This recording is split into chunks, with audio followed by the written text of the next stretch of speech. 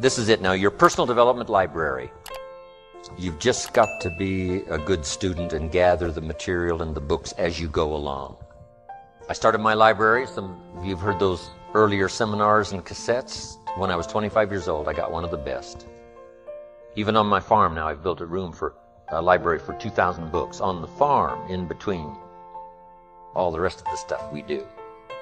But even on the farm, I got to have a library. I got to be surrounded by the books. You know, the books that made me healthy, and the books that made me wealthy, and the books that changed my life, and the books that refined my philosophy.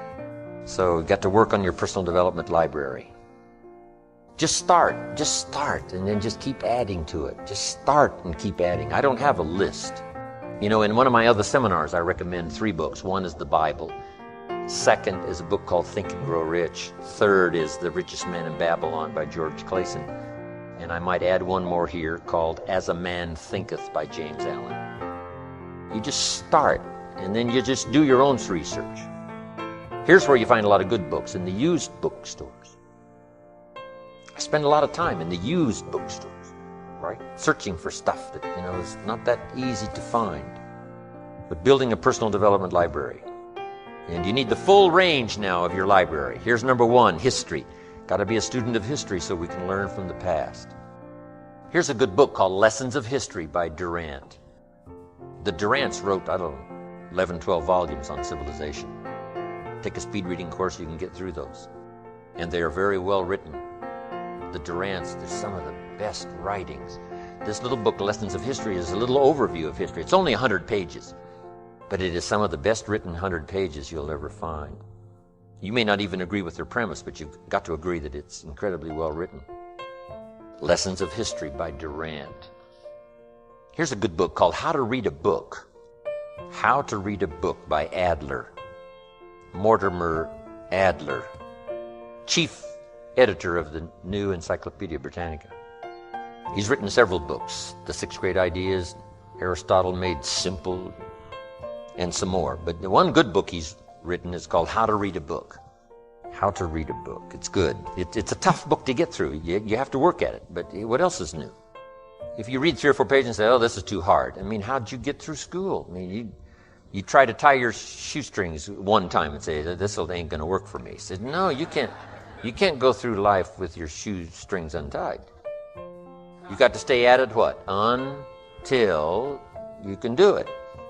So get through some of this stuff. Some of the good stuff's on page 300. And if you flake out too soon, don't get to page 300, see, then you lack a lot in your personal education. So just laboriously, regularly, laboriously, right? Buy and study and practice and teach good ideas. You can only have 2 things in life, reasons or results. Notice, reasons don't count. Folks will always point out reasons on why they're not living their dream, on why they're not manifesting their greatness. They will always be able to point those things out, but none of those things count. The only thing that counts are results. And results don't lie, ladies and gentlemen. They tell it all. Judge a tree by the fruit that it bears, not the ones that it might talk about, not the ones that it might wish for, or think about, or affirm about, but the fruit that it actually bears. So let us look. I think that all of us are committed. But I think that some of us are producing results in our lives that level of commitment brings that we particularly don't like or find distasteful.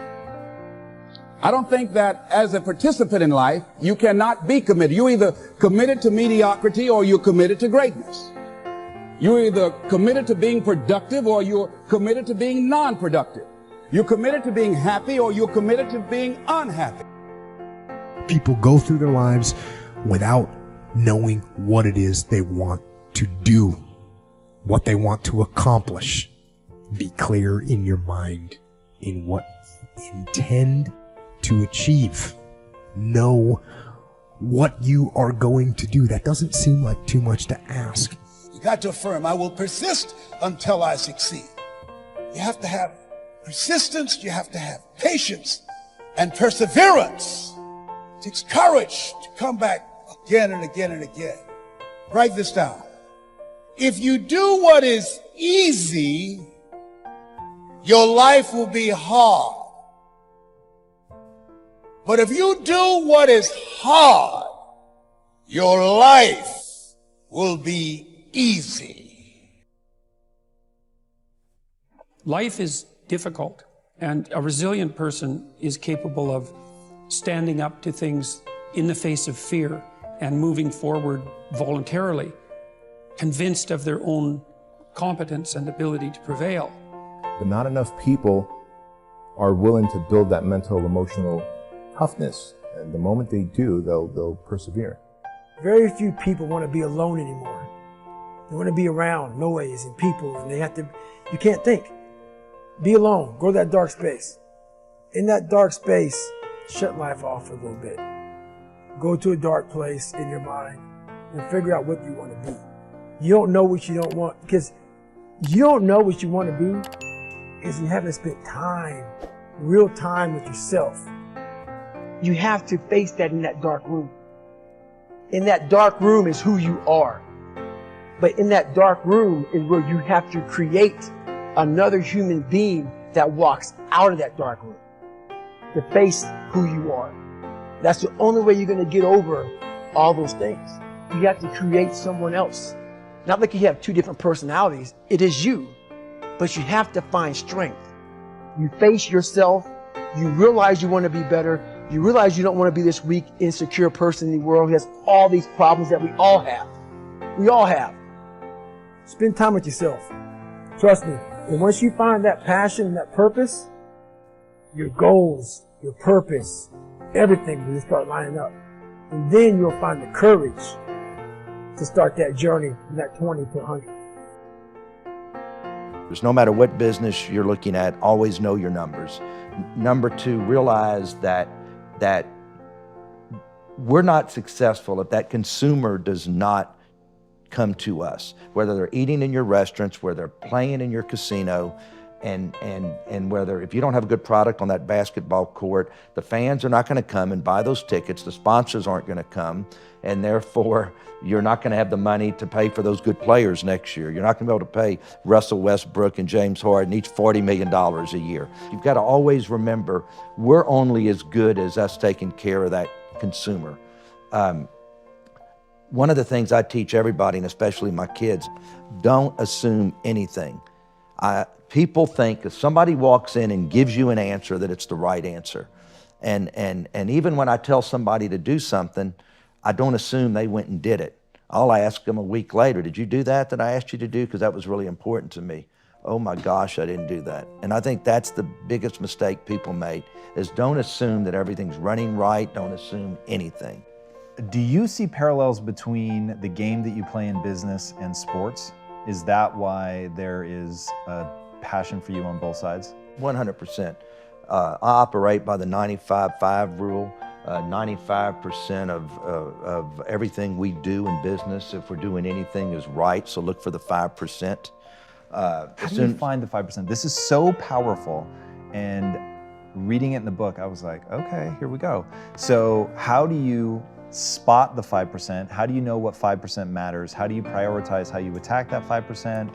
Okay, well, let me just say this, okay? I walked into this studio, okay? And I've done a lot of interviews, and as soon as I walk in, your people greet you, they introduce, you know, this, you come up here, here's some snacks, there's even a camera light, so if they're doing your makeup up there, it's a perfect lighting. I could tell this guy has his act together. This guy, I'm having a hard time finding his 5% because they're doing everything right. And I'm not just saying that, but you know everything I'm saying is true. That you have somebody meet us outside, we're not walking around lost, so I hadn't found the 5% here. I'm sure before the show's over I will, but it's there. It's there for sure. I think you're right. Everybody has. But I judged you and your operation the second I walked in, and it's no different if I'm pulling up to a retail store or a hotel or a restaurant or whatever, and before I get to the front door, I'm pulling up in that parking lot. Is the parking lot in pretty good shape? Are there weeds out there? Are there cigarette butts in the parking lot? or their lights burn out. The front door's got a bunch of smudges on it. I haven't even walked in yet, and I can tell you this isn't a crisp operation. I can tell you everything, how the operation's gonna be inside before I ever walked in the front door. Because if they're not taking care of the outside, the inside's not gonna be good. And that's the same parallel that I used for the basketball team. We had a great year again. We won the most games we've ever won in a 2-year period in my first 2 years of ownership. But I sat down with the general manager and the head coach and my top basketball people and said, all right, we did 95% of everything right, but we didn't beat Golden State again. So what do we need to do? How do we improve that 5%? And we kicked it around, and that's when we decided that maybe there's an opportunity to be a little more athletic and getting a great transition player who can speed the game up and make us a better team like a Russell Westbrook. And so that was the 5% we were looking for.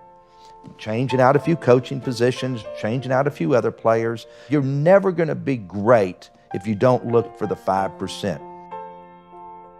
New challenges require new skills. Even small steps can create big change. And I think that's so important what you're saying, Jay, because everybody always wants to do the big thing. And I'm starting Monday, I'm going to do I'm going to run 5 miles instead of let me just run a half a mile. Let me walk a half a mile. So let's talk about that. What are some of the small steps that we can take now? Absolutely. And I've been there too, Oprah. I know what that feels like to be in that position. And I believe we always have two choices: to escape or to elevate. And escape gives us instant gratification, as we all know and have experienced. And elevating gives us this lasting greatness. We know that gratitude is powerful. It boosts our immune system. It brightens our mood. But what I really love about gratitude is not just feeling it, but expressing it. Send that voice note, send that video, send that message. Taking that moment to express gratitude makes such a difference in our life right now, and such a difference to that person receiving it. Before I open my eyes in the morning, you know, that phase where you just kind of like, oh, I'm still alive, I'm still here. The first thing I've trained myself to do is to say thank you for that, because gratitude literally changes your vibration. It doesn't just help you, it changes your vibration. Would you not agree? Yeah, 100%. And what I love about it, and Oprah, I've heard you speak about this before, and you know, it's discussed broadly around how what really makes a difference with gratitude is when it's deeply heartfelt and it's really specific. And so we all know that then we can really think about, how is this unique to me? That's what has such a great impact.